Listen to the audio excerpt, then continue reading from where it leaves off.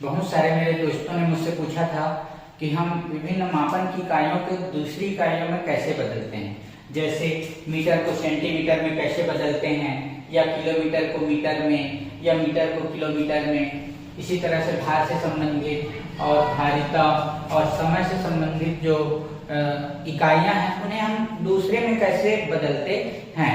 तो उसके लिए कोई शार्ट तरीका तो है नहीं। हाँ, अगर आपने मापन से संबंधित इकाइयां और उससे संबंधित सहसंबंध को याद रख लिया तो आप लीटर या किलोग्राम या फिर समय को आसानी से बदल सकते हैं।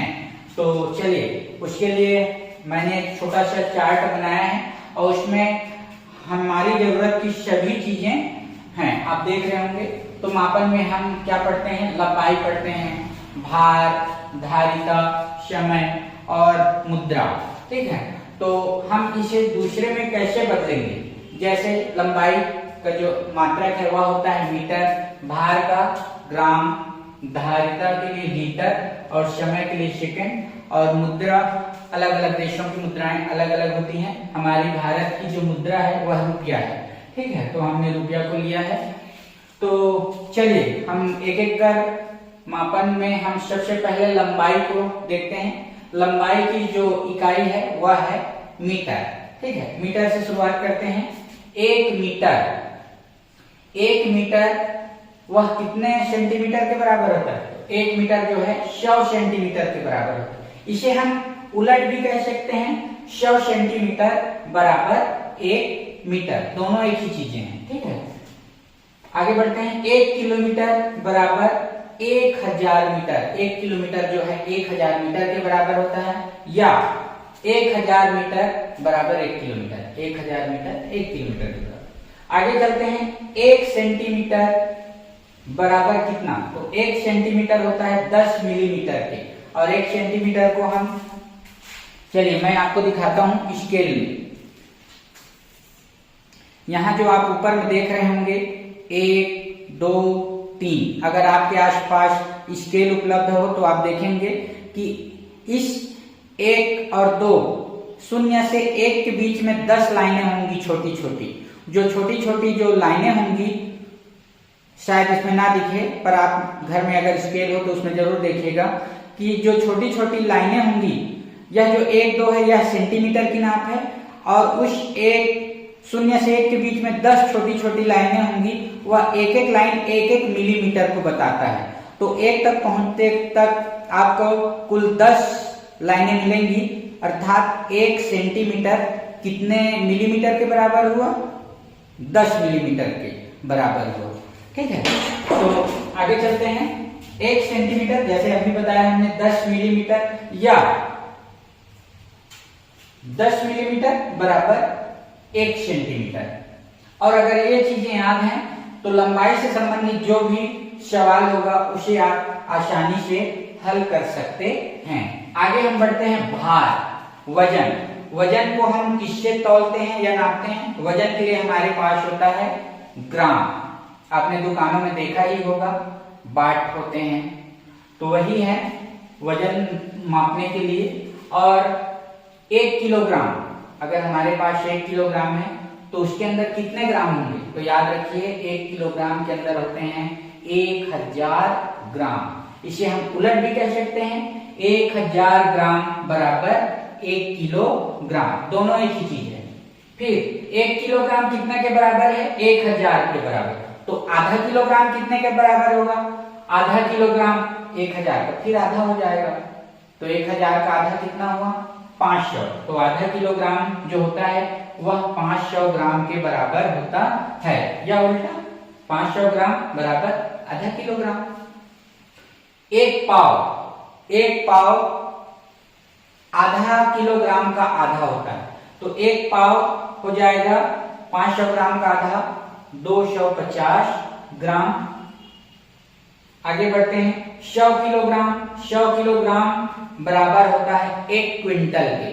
100 किलोग्राम बराबर होता है 1 क्विंटल के, याद रखिए, या उलट कह दीजिए 1 क्विंटल बराबर 100 किलोग्राम।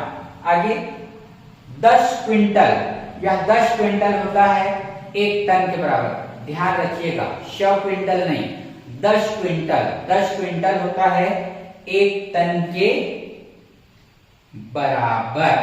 ठीक है, तो यहां हमने देखा भार से संबंधित। हाँ, हमने कहा 1 पाव, तो 1 पाव में हमने कहा 250 ग्राम। अगर मैं कहूं कि 1 किलो में कितने पाव होंगे, 1 किलो में कितने पाव होंगे, तो 1 किलो में होते हैं 4 पाव। इसे भी ध्यान रखिएगा, 2 पाव का आधा किलो और 4 पाव का 1 किलो।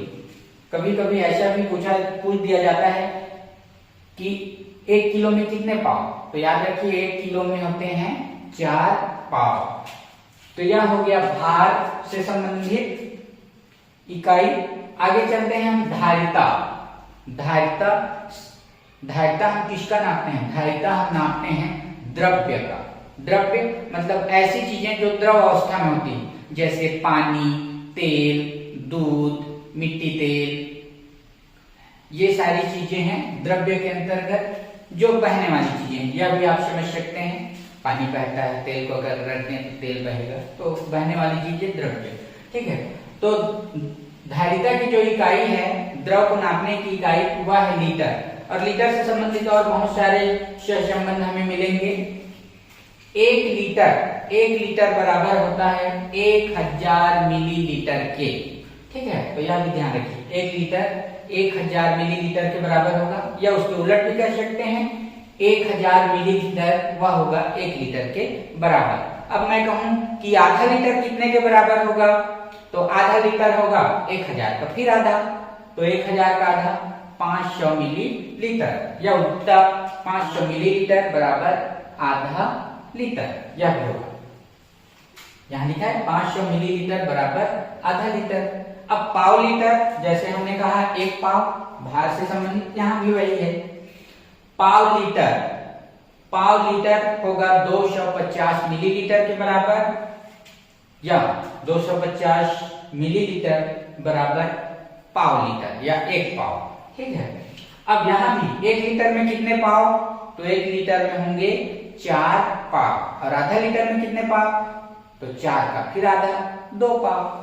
तो यह हो गया धारिता से संबंधित मापन की इकाइयां, और इन्हें याद रखेंगे तो हमें इसे एक दूसरे में बदलने में, लीटर को मिलीलीटर में बदलने में या मिलीलीटर को लीटर में बदलने में बहुत आसानी होगी। और इसका कोई शॉर्ट तरीका बिल्कुल भी नहीं है। अगर हमें इस तरह से इकाइयों को बदलना है तो हमें इस तालिका को याद रखना ही होगा।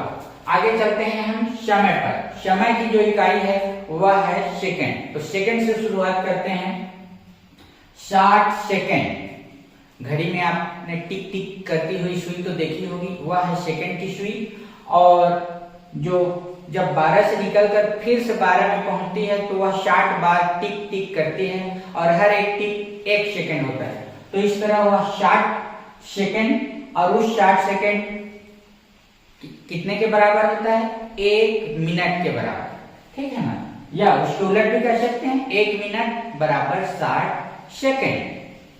अब आगे बढ़ते हैं। 60 मिनट, दूसरी सुई होती है जो लंबी होती है, वह होती है मिनट की सुई।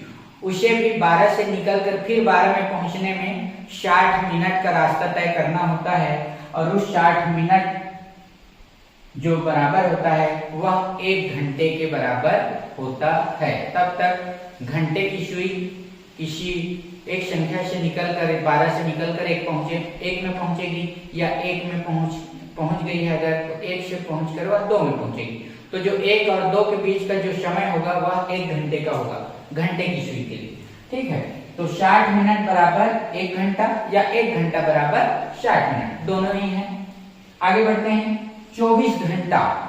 24 घंटा कितने दिन के बराबर होता है, तो 24 घंटा होता है 1 दिन के बराबर। और 1 दिन में दिन भी होता है और पूरा रात भी शामिल होता है, तो यह भी हमें ध्यान रखना है। 7 दिन। 7 दिन बराबर होता है 1 सप्ताह के। और आपको 7 दिनों के नाम तो याद ही होंगे, सोम, मंगल, बुध, गुरु, शुक्र, शनि, रवि, ये 7 दिन है, और कोई 8वां दिन बिल्कुल भी नहीं है। तो वह जो 7 दिन है वह होता है 1 सप्ताह के बराबर, या 1 सप्ताह बराबर 7 दिन। आगे हम बढ़ते हैं 30 दिन। 30 दिन बराबर 1 माह। तो यह ध्यान रखिए, हम एक मोटी मोटा मानते हैं कि 30 दिन जो है 1 माह के बराबर होता है। कुछ महीने 31 दिन के होते हैं और कुछ महीने 30 दिन के, और आपका फरवरी 28 और लीप वर्ष में 29 दिन का। लेकिन हम मानते हैं कि 1 माह में कितने दिन होते हैं? 30 दिन होते हैं। तो यह भी ध्यान रखिए। अब आगे 12 माह बराबर 1 वर्ष। आपको 12 महीने के नाम तो याद भी होंगे, जनवरी, फरवरी, मार्च, अप्रैल, मई, जून, जुलाई, अगस्त, सितंबर, अक्टूबर, नवंबर, दिसंबर। इस तरह से 12 महीने होते हैं, और इस 12 महीने के समय को हम कहते हैं 1 वर्ष या 1 साल। ठीक है, तो या इसके उलट भी 1 वर्ष में कितने महीने? तो 1 वर्ष में 12 महीने। अच्छा, अगर हम 1 वर्ष में दिन की बात करें तो 1 वर्ष में कितने दिन होते हैं? 365 दिन। और अगर वह लीप वर्ष है तो उस वर्ष में होंगे 366 दिन। ऐसा क्यों? ऐसा इसलिए क्योंकि लीप वर्ष में फरवरी का महीना 28 की जगह 29 दिन का हो जाता है। इसलिए लीप वर्ष में जो 1 वर्ष में दिनों की संख्या होती है वह होती है 366 दिन। आगे अगर सप्ताह और वर्ष की बात करें तो 1 वर्ष में कितने सप्ताह होते हैं? 1 वर्ष में 52 सप्ताह होते हैं, या 52 सप्ताह का होगा 1 वर्ष। तो समय से संबंधित ये सारी चीजें हैं जो आपको याद रखनी है, और इसके बिना हम एक दूसरे में नहीं बदल सकते। ना सेकंड को मिनट में बदल सकते हैं, ना ही मिनट को सेकंड में। यहाँ ये 2 चीजें ध्यान दीजिए, 60 सेकंड बराबर 1 मिनट और उसी 60 मिनट बराबर 1 घंटा। तो थोड़ा आसान है। आगे हम चलते हैं मुद्रा। भारत की जो मुद्रा है वह है रुपया। ठीक है, और 1 रुपया जो बराबर होता है 100 पैसे के। 1 रुपये के अंदर हमें 100 पैसे मिलेंगे, या उसके उलट कह सकते हैं 100 पैसा बराबर 1 रुपया। तो ये मापन और उससे संबंधित कुछ सहसंबंध जिसे हमें याद करना ही होगा। हाँ, इसमें कुछ चीजें कॉमन हैं जो हमें आसानी से याद हो जाए, वह भी देख लीजिए। जैसे यहाँ 1 किलोमीटर बराबर 1000 मीटर। ठीक है, लंबाई में। यहाँ भी 1 किलोग्राम बराबर 1000 ग्राम, और यहाँ 1 लीटर बराबर 1000 मिलीलीटर। तो कुछ चीजें ऐसे मिलेंगी जो सब में बराबर 1000 के बराबर होंगी, लेकिन उसे भी हमें याद रखना है कि कौन सी चीजें 1000 के बराबर है। तो अगर लंबाई में कहें तो 1 किलोमीटर होता है वह 1000 मीटर के बराबर। भार में कहें तो 1 किलोग्राम होता है 1000 ग्राम के बराबर। और अगर धारिता में कहें तो 1 लीटर होता है 1000 मिलीलीटर के बराबर। तो अगर हमने इस चार्ट को याद रख लिया जिसमें लंबाई, भार, धारिता, समय, मुद्रा है, तो हम इन इकाइयों को एक दूसरे में आसानी से बदल सकते हैं। और कैसे बदलेंगे मैं अगली कक्षा में आपको बताऊंगा। तब तक आप ध्यान से इस तालिका में लिखी सारी इकाइयों को याद कर लें, और उससे हम जब एक दूसरे में बदलेंगे तो वहां हमें आसानी होगी। और कैसे बदलेंगे मैं या कल की कक्षा में आप सभी को बताऊंगा। तब तक के लिए